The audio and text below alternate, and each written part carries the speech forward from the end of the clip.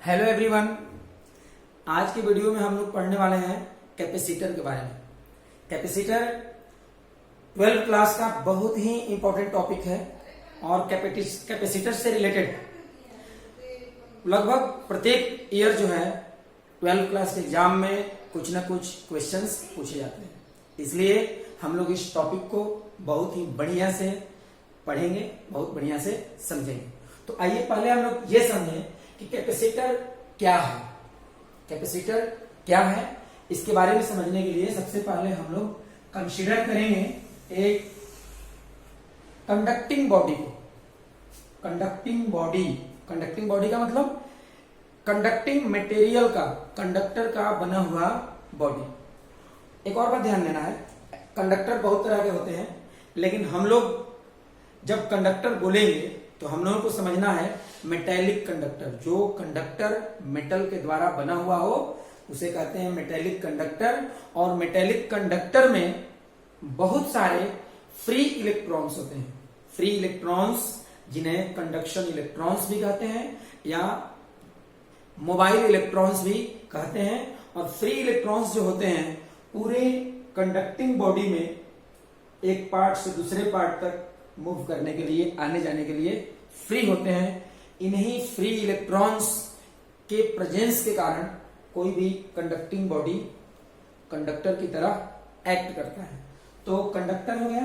अब आप लोग ये भी पढ़े हैं कंडक्टर पर कोई भी चार्ज अगर हम लोग देते हैं, चाहे पॉजिटिव चार्ज दें या निगेटिव चार्ज दें, पूरा का पूरा चार्ज कंडक्टर के सरफेस पर डिस्ट्रीब्यूट हो जाता है। कंडक्टर के सरफेस पर जब चार्ज का डिस्ट्रीब्यूशन हो जाएगा तो सरफेस का कुछ ना कुछ इलेक्ट्रिक पोटेंशियल होगा। यहां इलेक्ट्रिक पोटेंशियल मान ले रहे हैं V। अब सबसे बात इंपॉर्टेंट जो ये है कि हम लोगों को ये सोचना है कि किसी भी कंडक्टर पर क्या हम लोग कितना भी चार्ज दे सकते हैं, तो आंसर होगा नहीं। यहां चार्ज बढ़ाते जाएंगे, इलेक्ट्रिक पोटेंशियल बढ़ते जाएगा और चार्ज बढ़ते बढ़ते बढ़ते बढ़ते चार्ज का अमाउंट मैक्सिमम हो जाता है। मतलब उससे अधिक चार्ज देना पॉसिबल नहीं है। तो अब हम लोगों को ये सोचना है कि कब चार्ज का अमाउंट मैक्सिमम हो जाएगा। देखिए जो कंडक्टिंग बॉडी है, कंडक्टिंग बॉडी के चारों ओर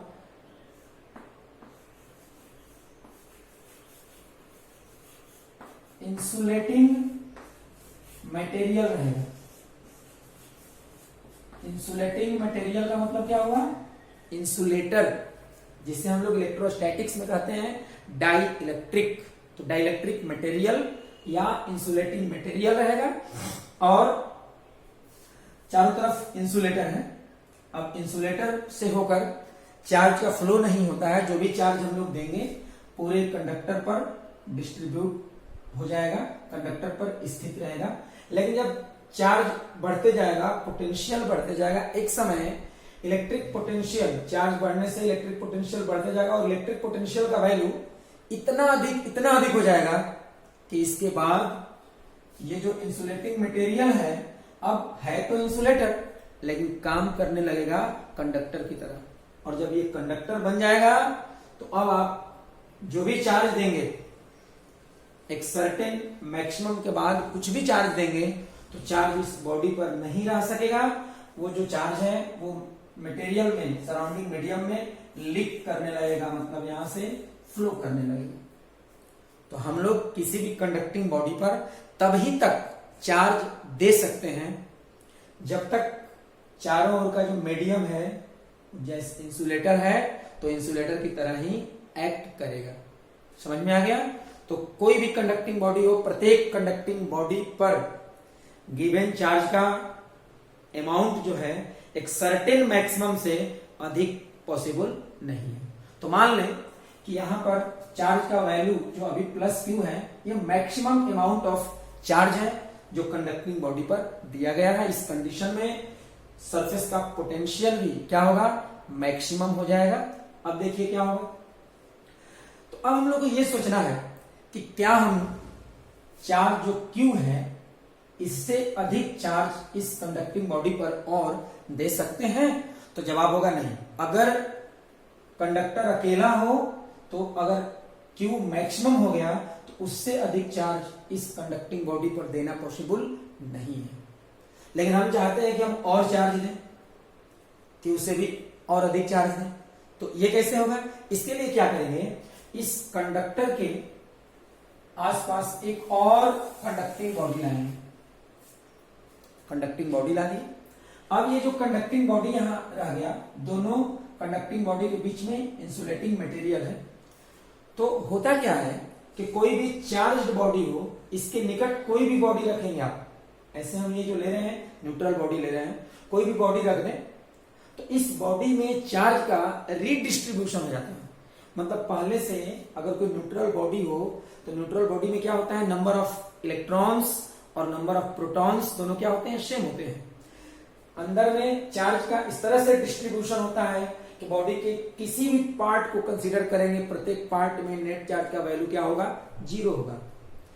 अब जब चार्ज बॉडी के निकट इस बॉडी को रख दिए तो इसमें चार्ज का डिस्ट्रीब्यूशन देखिए कैसे होगा। ये भी कंडक्टिंग बॉडी है, मेटल का बना हुआ मेटेलिक कंडक्टर है, इसमें बहुत सारे फ्री इलेक्ट्रॉन्स हैं। तो जो फ्री इलेक्ट्रॉन्स हैं उनको एक पॉजिटिव चार्ज, इलेक्ट्रॉन पर क्या होता है नेगेटिव चार्ज, और इलेक्ट्रॉन को अपनी ओर क्या करेगा, अट्रैक्ट करेगा। अपोजिट चार्ज पर अट्रैक्टिव फोर्स लगता है, हम लोग पढ़े थे कहा, कूलम्ब्स लॉ जब पढ़ रहे थे तब। तो यहां पर इलेक्ट्रॉन जब इधर की तरफ शिफ्ट होगा तो इस साइड पर नेगेटिव चार्ज अपीयर हो जाएगा, और जब इलेक्ट्रॉन इधर आ गया तो इस साइड पर इतना ही के बराबर पॉजिटिव चार्ज अपीयर होगा। देखिए अब क्या करेंगे कि जिधर ये चार्ज बॉडी है उसके अपोजिट साइड में ये जो सेकेंड इंसुलेट कंडक्टिंग बॉडी जो रखे हैं, यहां से एक वायर, कंडक्टिंग वायर के द्वारा इस बॉडी को तो कनेक्ट कर ही देंगे, ये अर्थ से कनेक्ट कर देंगे। इसको कहते हैं अर्थिंग करना। अर्थिंग का यही सिंबल होता है, ऐसे इस तरह से। तो इस बॉडी को अर्थ से कर दिया गया है, ये कंडक्टिंग वायर है। मैं आप लोगों को बता चुका हूं, अर्थ को इलेक्ट्रिक चार्ज का बहुत बड़ा सोर्स माना जाता है। अर्थ का इलेक्ट्रिक पोटेंशियल 0 माना जाता है। अर्थ से जितना इच्छा करे चार्ज लिया जा सकता है, और अर्थ को जितना इच्छा करे चार्ज दिया भी जा सकता है। अब यहां देखेंगे, यहां पर पॉजिटिव चार्ज है तो यहां पर इलेक्ट्रिक पोटेंशियल पॉजिटिव होगा। अर्थ के पोटेंशियल को मानते हैं निगेटिव, और आप लोग जानते हैं कि निगेटिव चार्ज का फ्लो लो इलेक्ट्रिक पोटेंशियल से हाई इलेक्ट्रिक पोटेंशियल की ओर होता है, और निगेटिव चार्ज, ये पॉजिटिव चार्ज का फ्लो हाई इलेक्ट्रिक पोटेंशियल से लो इलेक्ट्रिक पोटेंशियल की ओर होता है। यहां पर लो पोटेंशियल, हाई पोटेंशियल, अर्थ से इलेक्ट्रॉन अपने आप निकलेगा और इस बॉडी की ओर लो से हाई की ओर जाएगा। एक प्रोटॉन, एक प्लस माने एक प्रोटॉन पर प्लस ई चार्ज होता है, ई मींस एलिमेंटरी चार्ज, और एक इलेक्ट्रॉन पर माइनस ई चार्ज, टोटल चार्ज हो जाएगा 0। मतलब एक प्रोटॉन का चार्ज एक इलेक्ट्रॉन के चार्ज को न्यूट्रल कर देगा, दोनों का टोटल चार्ज क्या हो जाएगा, 0 हो जाएगा। अब देखिए क्या करेंगे आप, एक इलेक्ट्रॉन अंदर गया, एक चार्ज प्लस चार्ज 0, 2 इलेक्ट्रॉन अंदर जाएगा 0 इलेक्ट्रॉन तब तक अर्थ से निकलेंगे, बॉडी में जाएंगे जब तक कि इस बॉडी का इस साइड का टोटल पॉजिटिव चार्ज क्या हो जाए, न्यूट्रल, मतलब यहां से खत्म ना हो जाए। अब इस साइड पर कोई चार्ज नहीं है, इलेक्ट्रॉन बाहर से इंटर कर गए अंदर, इस बॉडी में नंबर ऑफ इलेक्ट्रॉन अधिक हो गया और ये बॉडी हो जाएगा निगेटिवली चार्ज्ड। क्लियर हुआ? अब देखिए क्या हुआ, अब यहां निगेटिव चार्ज अपीयर हो गया, पॉजिटिव तो खत्म हो गया। अब हम कहेंगे इस बॉडी की सरफेस का इलेक्ट्रिक पोटेंशियल फाइंड करिए। पहले तो यहां पोटेंशियल क्या था, भी पॉजिटिव पोटेंशियल था, पॉजिटिव चार्ज के कारण। लेकिन अब जब निकालेंगे टोटल पोटेंशियल तो ये इस कंडक्टर के सरफेस के चार्ज के कारण तो पोटेंशियल होगा ही, भी ये जो निगेटिव चार्ज यहां अपीयर हुआ है इसके कारण भी यहां पर निगेटिव पोटेंशियल अपीयर हो जाएगा।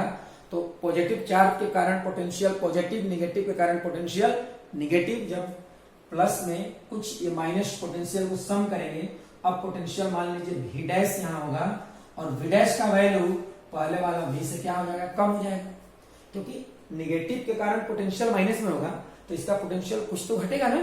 तो अब ये पोटेंशियल बॉडी के सरफेस का पोटेंशियल अब मान लेते हैं V डैश का वैल्यू पहले वाले पोटेंशियल के रिस्पेक्ट में क्या होगा, कम होगा। मतलब कोई भी चार्ज्ड बॉडी हो, पॉजिटिवली चार्ज बॉडी हो, इसके निकट कोई न्यूट्रल बॉडी रख दें, अर्थ कर दें, इस बॉडी का पोटेंशियल पहले के रिस्पेक्ट में कम हो जाएगा।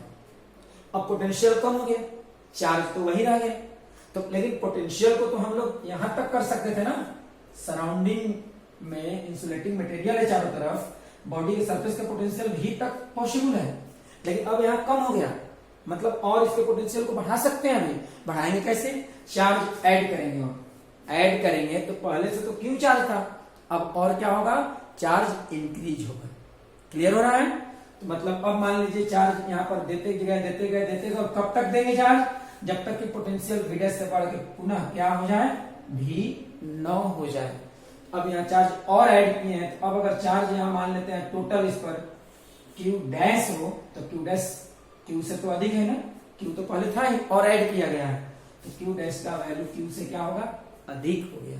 इसका मतलब हुआ कि चार्ज बॉडी के निकट कोई न्यूट्रल बॉडी रख के अर्थ अगर कर दें तो इस चार्ज बॉडी पर जो चार्ज पहले से था और उस चार्ज से भी अधिक चार्ज बॉडी को दिया जा सकता है। तो इस पूरे अरेंजमेंट को, पूरी व्यवस्था को, पूरे सिस्टम को क्या बोलते हैं, कैपेसिटर बोलते हैं।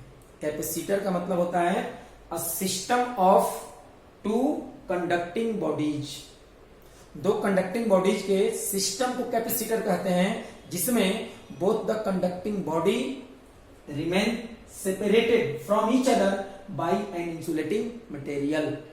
दो कंडक्टिंग बॉडी के सिस्टम को, जिसमें दोनों कंडक्टिंग बॉडी एक दूसरे से इंसुलेटिंग मटेरियल के द्वारा अलग हों, उसी सिस्टम को कहते हैं कैपेसिटर। तो कैपेसिटर के हेल्प से क्या होगा, किसी कंडक्टर के चार्ज स्टोरिंग कैपेसिटी को इंक्रीज किया जा सकता है। समझ में आ गया।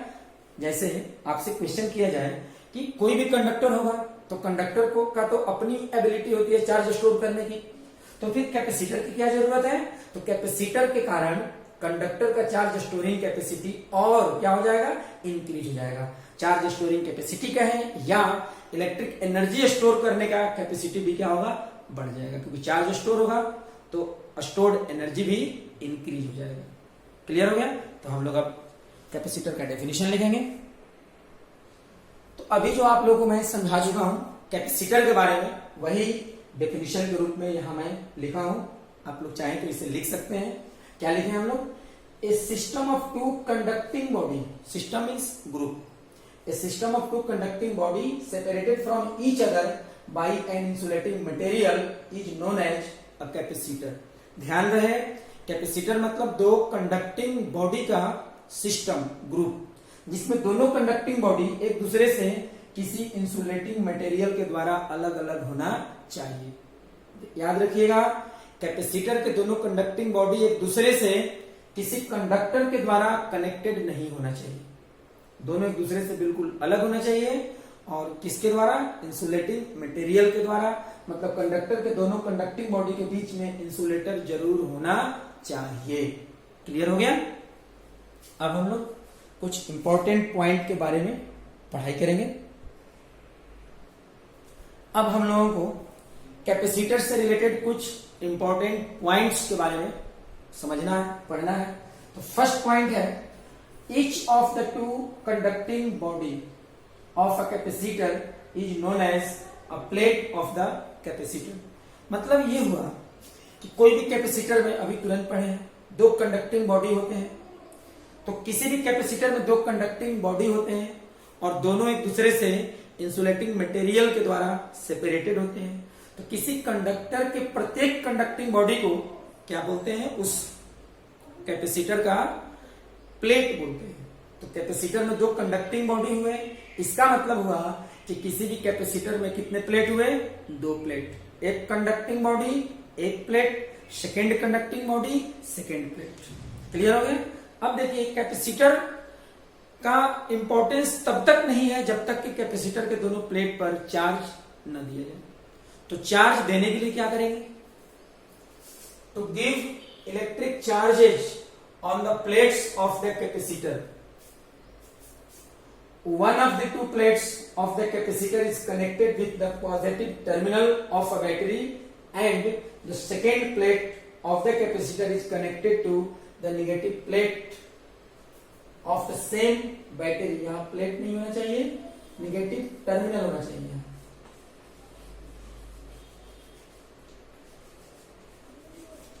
ठीक है, मतलब कोई भी कैपेसिटर है और उसके प्रत्येक प्लेट पर, दोनों प्लेट पर अगर चार्ज देना हो तो क्या करेंगे, कैपेसिटर के दोनों में से एक प्लेट को किसी बैटरी के पॉजिटिव टर्मिनल से कनेक्ट कर देंगे और सेकेंड प्लेट को उसी बैटरी के नेगेटिव टर्मिनल से क्या करेंगे, कनेक्ट करेंगे।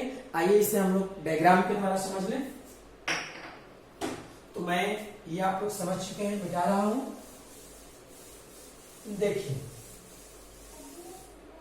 ये हुआ कैपेसिटर, फर्स्ट कंडक्टिंग बॉडी मतलब first plate, second conducting body second plate, और ये बीच में क्या रहेगा, इंसुलेटिंग मटेरियल रहेगा। अब एक सेल या बैटरी लेंगे, सेल के ग्रुप को क्या बोलते हैं, बैटरी बोलेंगे। सेल को रिप्रेजेंट करना हो डायग्राम के द्वारा तो 2 पैरेलल लाइन ड्रॉ करेंगे,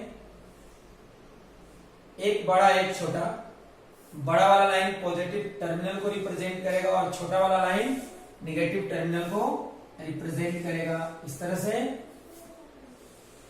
ये हो गया। ठीक है, अब यहां देखेंगे तो ये पॉजिटिव निगेटिव, इन पर चार्ज कैसे अपीयर होगा। मान लेते हैं कि इनिशियली दोनों कंडक्टिंग बॉडी पर, दोनों प्लेट पर कोई चार्ज नहीं है, जीरो है, चार्ज जीरो। तो इस कंडक्टर का इनिशियल सरफेस पोटेंशियल जीरो होगा, इसका भी इनिशियल सरफेस पोटेंशियल जीरो होगा।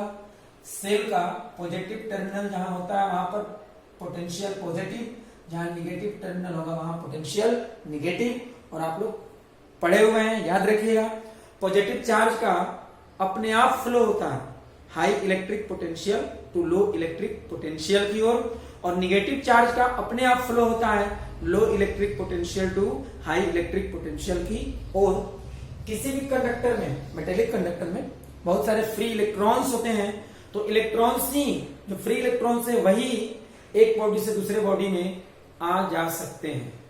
प्रोटॉन तो न्यूक्लियस में होते हैं, उनका बॉडी से निकल के दूसरे बॉडी में जाना पॉसिबल नहीं है। तो यहाँ जो फ्री इलेक्ट्रॉन पर क्या चार्ज होता है, निगेटिव, तो निगेटिव चार्ज यहां से निकलेगा क्योंकि जीरो पोटेंशियल, पॉजिटिव, लो, हाई, इलेक्ट्रॉन का फ्लो होगा। यहां तक तो इलेक्ट्रॉन आ गया। अब ये तो हाई पोटेंशियल और लो पोटेंशियल, तो आप कहेंगे इलेक्ट्रॉन पर नेगेटिव चार्ज है, लो इलेक्ट्रिक पोटेंशियल से हाई इलेक्ट्रिक पोटेंशियल की ओर इसका जाना तो पॉसिबल है, लेकिन अब ये हाई से लो की ओर कैसे जाएगा। तो देखिए ये सेल क्या काम करता है, सेल जो है मोटर की तरह काम करता है। जैसे हम लोगों के घरों में वाटर, पानी को अगर ऊपर छत पर सिंटेक्स में पहुंचाना हो तो क्या करते हैं, इलेक्ट्रिक मोटर का यूज करते हैं। वो क्या करेगा, इलेक्ट्रिक मोटर इलेक्ट्रिक एनर्जी का यूज करेगा और वाटर को नीचे से ऊपर पहुंचाता है। ठीक उसी तरह से ये जो सेल है ये भी मोटर है एक तरह का, लेकिन ये चार्ज के लिए मोटर है। ये इलेक्ट्रिक चार्ज को हमेशा लो इलेक्ट्रिक पोटेंशियल एनर्जी से हाई इलेक्ट्रिक पोटेंशियल एनर्जी की ओर भेजता है।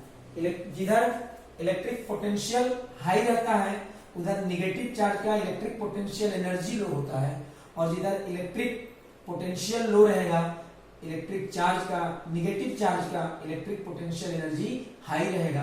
तो यहां पर ये यहां से पॉजिटिव से निगेटिव की ओर निगेटिव चार्ज अपने से फ्लो करेगा नहीं, नेचर के उल्टा ले जाना है।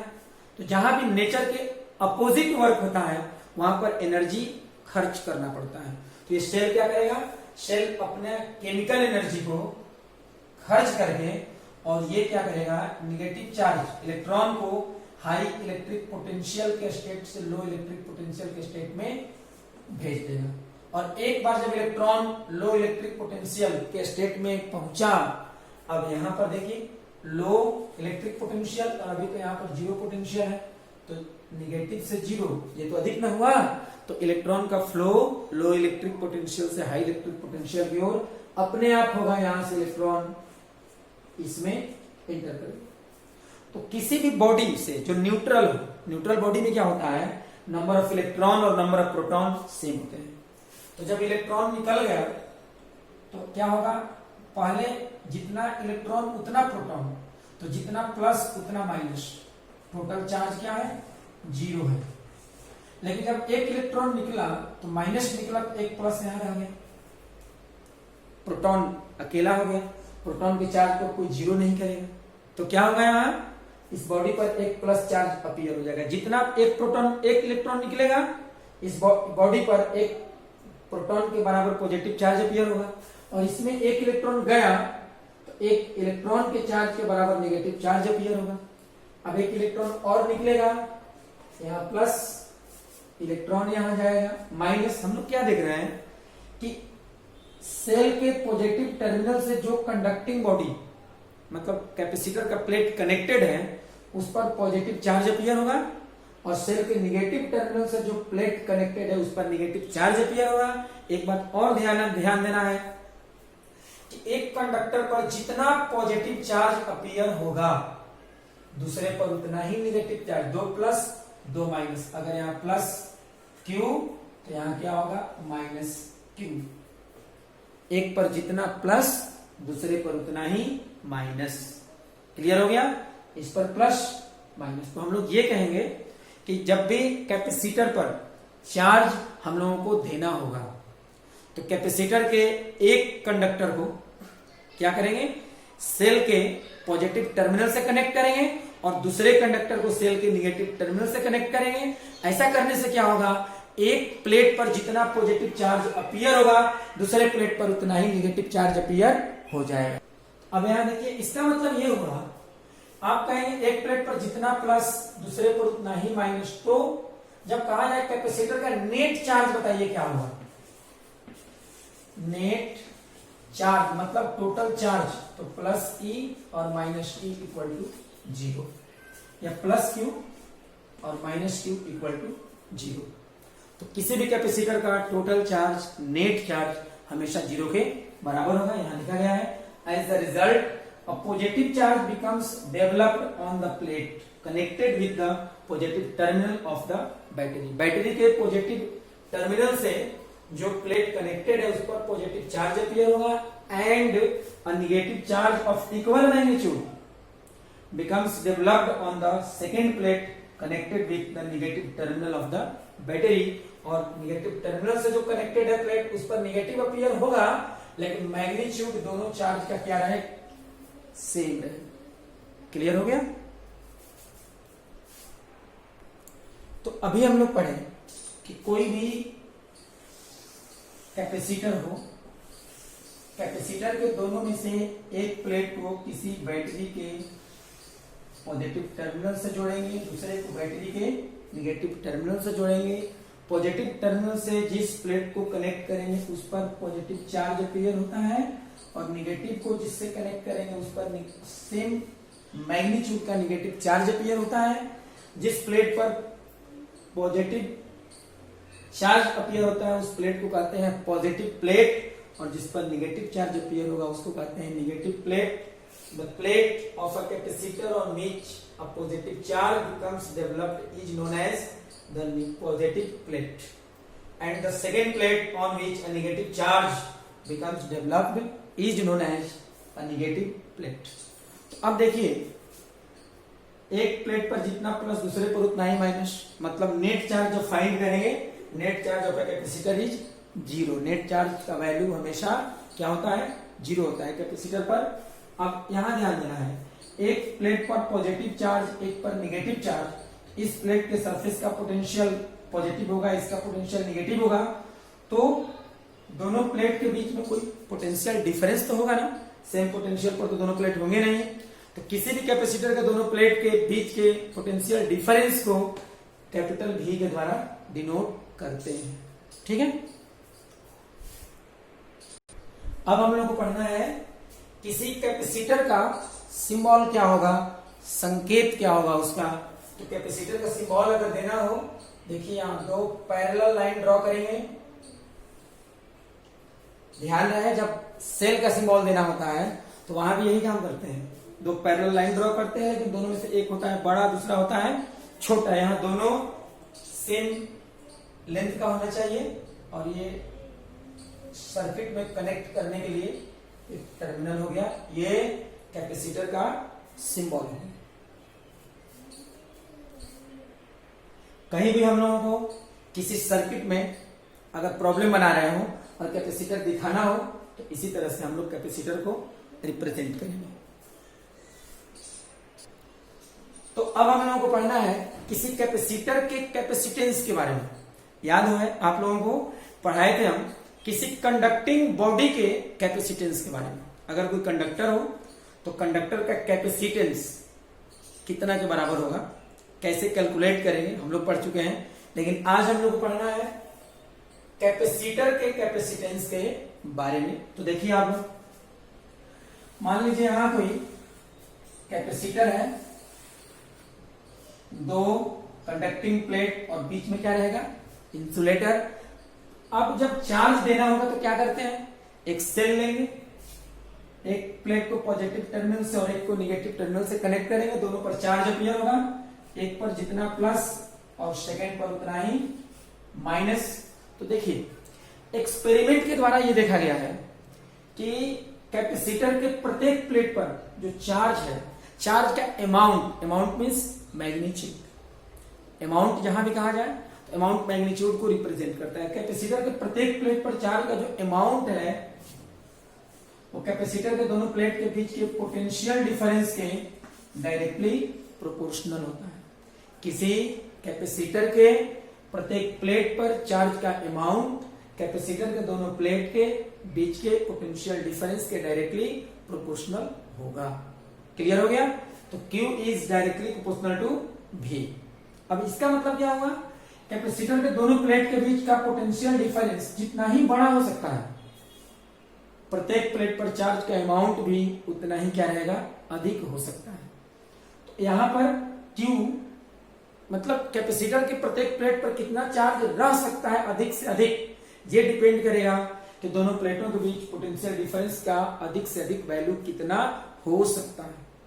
ठीक है, तो जब प्रोपोर्शनलिटी के साइन को हटाएंगे हम लोग, इक्वालिटी का साइन आएगा कि सी बी, ये हो गया कैपिटल सी क्या है, constant of proportionality, and this constant is known as capacitance of a capacitor. इसी कांस्टेंट को क्या कहते हैं, कैपेसिटर का कैपेसिटेंस कहते हैं। तो इसे लिखेंगे हम लोग अभी। तो अभी जो भी बात मैं यहां बता चुका हूं वही यहां लिखा गया है। From experiment it is found that the amount of charge on each plate of a capacitor is directly proportional to the potential difference between the two plates of the capacitor, that is क्या होगा यहाँ, Q is directly proportional to V। कहिएगा ये relation तो हम लोग पढ़ चुके हैं। तो जब आप किसी कंडक्टर के कैपेसिटेंस के बारे में पढ़ाई कर रहे थे तो वहां भी यही रिलेशन था, लेकिन वहां अलग मतलब था। जब केवल एक कंडक्टर रहेगा तो Q का मतलब होगा चार्ज ऑन द कंडक्टर या कंडक्टिंग बॉडी, और V क्या होगा, potential of the surface of the conducting body, ये सरफेस पोटेंशियल कह सकते हैं। लेकिन जब कैपेसिटर रहेगा तो Q का मतलब amount of charge on each plate of the capacitor, और V हो गया potential difference between the two plates of the capacitor. और जब प्रोपोर्शनलिटी के साइन को यहां हम लोग हटाएंगे, Q इक्वल टू CV, ध्यान रहे Q इक्वल टू CV। यहां C है constant of proportionality, and this constant is known as the capacitance of the capacitor. यहां लिखना होगा where C equal to a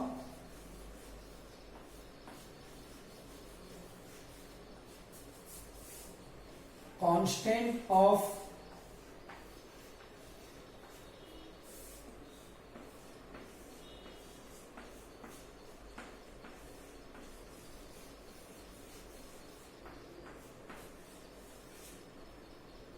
proportionality। अब देखिए, this constant is known as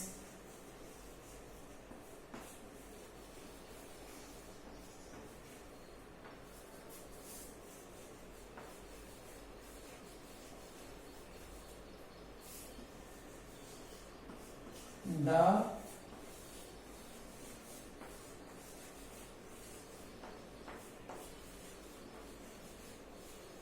capacitance of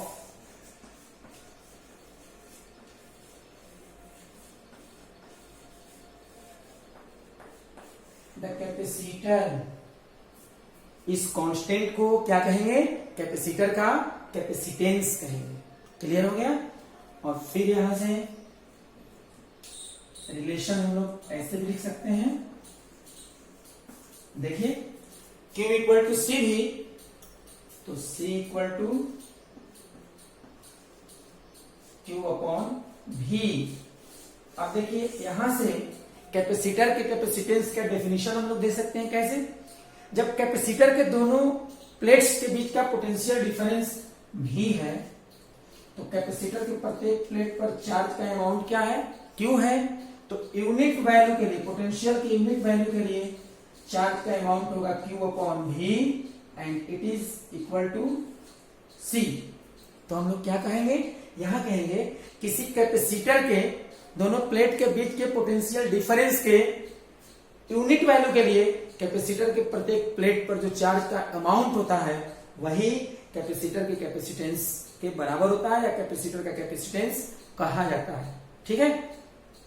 तो the amount of charge on each plate of a capacitor for each value of या for unit value of the potential difference between the two plates of the capacitor is known as its capacitance। तो इसे भी लिखेंगे हम लोग। तो अभी यहां जो समझाया गया है इसी को यहां लिखा गया है, the amount of charge on each plate of a capacitor for unit value of the potential difference between the two plates of the capacitor is known as its capacitance. Capacitance का मतलब क्या हुआ? अमाउंट ऑफ चार्ज, लेकिन कहा on each plate of a capacitor. Capacitor के प्रत्येक plate पर जो चार्ज का अमाउंट होता है वही कैपेसिटेंस होता है, लेकिन वो अमाउंट चार्ज का कितना के लिए? For unit value of potential difference between the two plates of the capacitor. Capacitor के दोनों प्लेट के पोटेंशियल डिफरेंस के यूनिट वैल्यू के लिए प्रत्येक प्लेट पर जो चार्ज होते हैं वही कैपेसिटेंस को रिप्रेजेंट करेंगे। क्लियर हो गया? हम लोग अभी थोड़ी देर पहले पढ़े हैं किसी भी कैपेसिटर का capacitance C equal to Q upon V। इस फॉर्मूला से ऐसा लग रहा है जैसे कैपेसिटेंस का वैल्यू Q और V दोनों पर डिपेंड करेगा, लेकिन रियल में क्या होता है? C का वैल्यू न डिपेंड करेगा Q पर और न डिपेंड करेगा V पर, लेकिन जब होगा तो दोनों के रेशियो के बराबर होगा। The capacitance of a capacitor does not depend on either Q और V but it always remains equal to the ratio Q to V। अब कहेंगे ऐसा क्यों होगा? क्योंकि Q डायरेक्टली प्रोपोर्शनल होता है V के, मतलब Q और V में डायरेक्टली प्रोपोर्शनल का रिलेशन है। यहां अगर V 2 टाइम्स हुआ तो Q भी 2 टाइम्स होगा। जब आप रेशियो निकालेंगे 2Q अपॉन 2V कैंसिल होगा, Q upon V equal to C होगा। अगर V को हाफ कर दें Q भी हाफ हो जाएगा, फिर रेशियो निकालेंगे तो Q upon V equal to C हो जाएगा। समझ में आ गया? तो C का वैल्यू Q पर डिपेंड नहीं करेगा, V पर डिपेंड नहीं करेगा, लेकिन जब होगा दोनों के रेशियो के इक्वल होगा। अब देखिए डिपेंड किस पर करेगा? Capacitance of a capacitor depends on first shape and size of the plates of the capacitor. Capacitor के दो प्लेट होते हैं, दोनों प्लेट्स के शेप और साइज पर डिपेंड करता है कैपेसिटेंस का वैल्यू। और किस पर डिपेंड करेगा? Distance of separation between the two plates of the capacitor. Capacitor के दोनों प्लेट्स के बीच का जो डिस्टेंस है, डिस्टेंस पर डिपेंड करता है कैपेसिटेंस का वैल्यू। और nature of the insulating material between the two plates of the capacitor. Capacitor के दोनों प्लेट्स के बीच जो इंसुलेटिंग मटेरियल होता है, उस इंसुलेटिंग मटेरियल के नेचर पर डिपेंड करता है। क्या डिपेंड करेगा? कैपेसिटेंस का वैल्यू। ठीक है। आज का last topic, types of capacitor. Capacitor 3 types के होते हैं। पैरेलल प्लेट कैपेसिटर, ये जो टाइप कैपेसिटर का जो यहां बताया गया है, ये प्लेट्स, कैपेसिटर के जो प्लेट्स हैं उनके शेप के आधार पर यहां टाइप को पैरेलल प्लेट कैपेसिटर। इसमें कैपेसिटर के दोनों प्लेट प्लेन होते हैं और एक दूसरे के पैरेलल होते हैं। स्फेरिकल कैपेसिटर में क्या होगा? कैपेसिटर के दोनों प्लेट्स स्फेरिकल शेप में होते हैं और सिलिंड्रिकल कैपेसिटर में ये कैपेसिटर के दोनों प्लेट्स सिलेंडर होते हैं या सिलिंड्रिकल होते हैं। अब इनके बारे में बारी बारी से हम लोग अगले वीडियो में फिर पढ़ेंगे। तो आज इतना ही रहने देते हैं।